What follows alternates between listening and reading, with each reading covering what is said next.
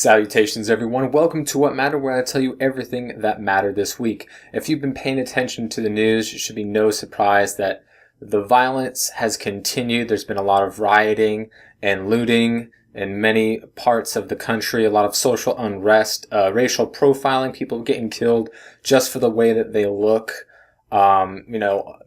innocent people being accosted and assaulted and treated like criminals even though they've done nothing wrong, and just absolute chaos and violence everywhere. I'm talking about The Last of Us, of course. Is that not clear?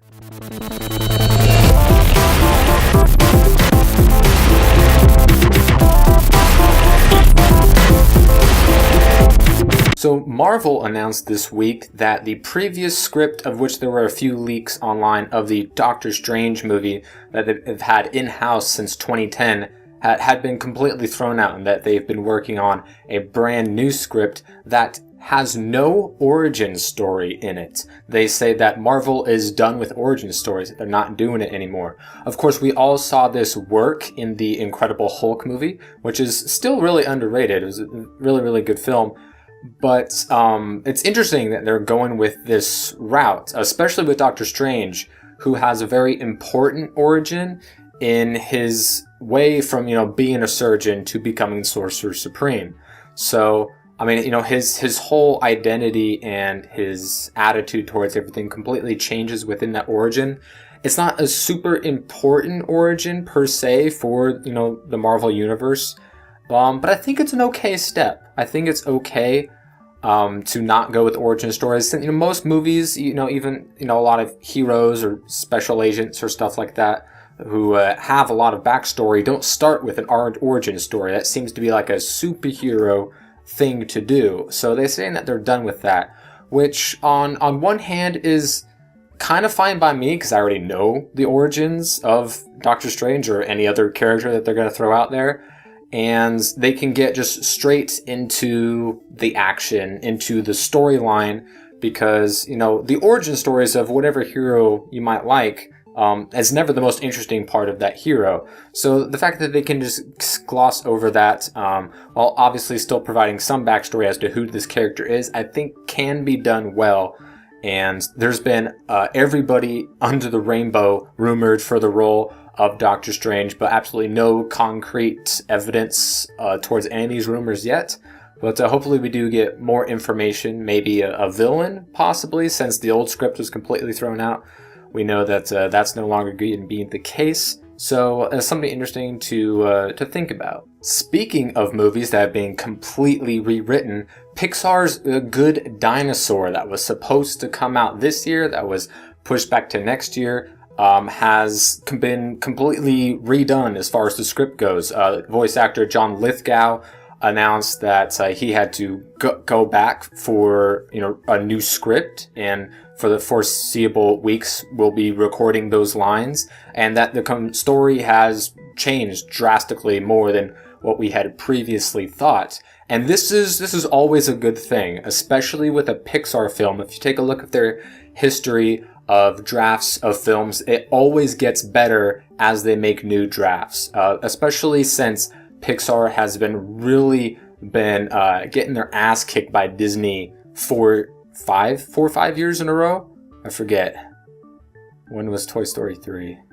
Anyways, they've been really playing second fiddle to Disney the past 4 years, and it'd be nice if Pixar could start picking their game back up after such flops as, Brave, Cars 2, Monsters, Inc. Not to say those were terrible films. I mean, Cars 2 I assume was, because everybody says it was, and I'm not even just going to watch that film.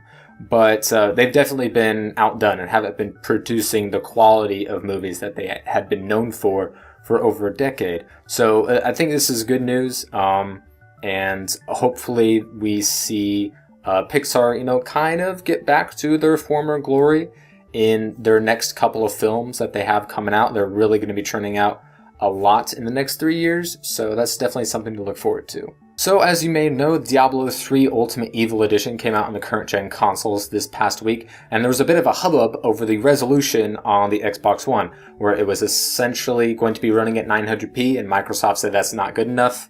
Here we'll give you a bunch of, new updates and code so you can make it in 1080p, because we need this in 1080p.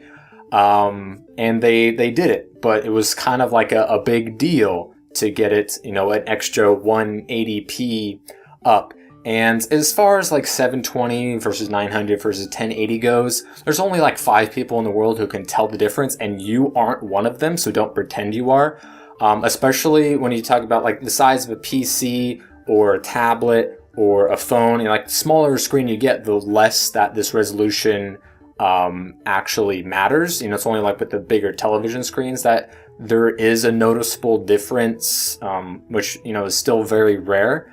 But, obviously with the current gen consoles, they should be running at 1080p because, you should be taking steps up from the past generation. But still, I think people are stressing way too much about Xbox One titles not all being in 1080p, 60 frames per second. 60 frames per second is also a thing that only matters in a certain couple of games and where that actually really matters. But, all in all, I don't know why people are playing Diablo 3 in consoles anyway. That seems kind of like a big deal that people have been talking about and writing about for the past couple of weeks when Ultimate Evil Edition was coming out. Diablo 3 should be played on the PC. It's cheaper. They've had the expansion pack for longer. The controls are better. That's like playing a fighting game or a racing game on a PC. That just doesn't work. You wouldn't do that. So I don't know why people are playing Diablo on a console when they could be doing it on a PC. But I guess that's just up to you. Your personal preference, but just something that I thought I should talk about. So with the passing of Robin Williams, there's a lot of video game fans petitioning to get tributes to him in various video games, such as World of Warcraft, where he's been a big fan and avid player of for many years, as well as The Legend of Zelda, of which he named his daughter Zelda after, and have worked with them on commercials. And Nintendo said that, their condolences and thoughts out to fans of Robin and his family, that they've worked with him and his daughter for a few years, and they wish him the best. Not saying that they're really going to do anything for anything upcoming in Zelda, at least for the near future. But World of Warcraft, to jump on this real quickly, people have looked into patch notes and stuff in the Worlds of Draenor expansion, and they've seen some NPCs that look like they're definitely going to be nods to Robin Williams, including a genie, a female NPC that might be like a Mrs. Doubtfire character, and a male NPC who people are speculating to be like Mork from Mork and Mindy. So, good on them, good on Blizzard for, making tribute to an awesome character and a video game fan of their game. And this was really cool that they were able to do this, and so quickly. So Naughty Dog is handing out 2 free maps for the Factions multiplayer of The Last of Us on both the PS3 and the PS4 as an apology for matchmaking issues on their multiplayer. They've had a lot of issues that they're kind of struggling with, that they're aware of, that they're trying to fix. And as a thank you for continued patience and appreciation for their game, they're handing out 2 free maps. No word on when those maps will be coming out, but they will be free, available on both the PS3 and the PS4. People are really, really liking the remastered edition on the PS4, and the multiplayer factions has kind of gotten a resurgence on both PS4 and the PS3.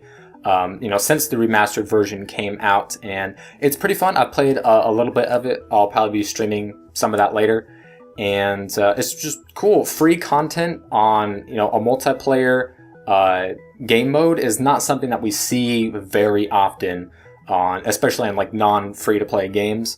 And it's just, it's cool on Naughty Dog to do something like that for the fans, and, as an apology for, issues that they've been having. So that's pretty cool. So Minecraft failed certification for the PlayStation 4. It looks like they're going to miss the August window for any current gen editions of Minecraft for, Xbox One, PS4, and the Vita. They said they still needed to work on the Xbox One and the Vita, but the PS4 was done. They sent it to Cert testing. It failed, so they kind of have to fix some issues that Sony found with the game, and then, reapply for certification testing again. And it continued to still work on the Xbox One and Vita ports of the game. So, bad news on that front. There were rumors of like an August 18th release. Even some stuff on GameStop that some people found, but it doesn't look like any current Minecraft generation ports will be coming out in this month at all. Hopefully in September we get at least 1 or 2 of these, and maybe have them all out by November. That'd be pretty cool, especially since you can upgrade if you already have it on old generation consoles for only $5, and the cross-platforming thing with the Vita and the PS3, that's pretty cool, but we're gonna have to wait a little while longer. So, remember GameStop? That thing that everyone loves talking about year after year that's gonna go bankrupt, and I keep calling BS on it?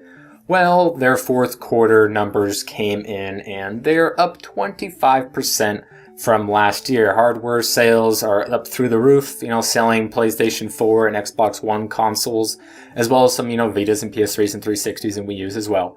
But, mostly those two, since they're totally brand spanking new. And their software sales are up 16% with successes of Mario Kart on the Wii U and, Watch Dogs and the like. So, good on them. I think this really shows, they have 35% of their revenue coming out of used games. So most of their money is being made on selling new stuff, new hardware, and new software. And I think that this really shows that there's still a demand for a games-only store for people to go to. As my go-to, it might be yours as well.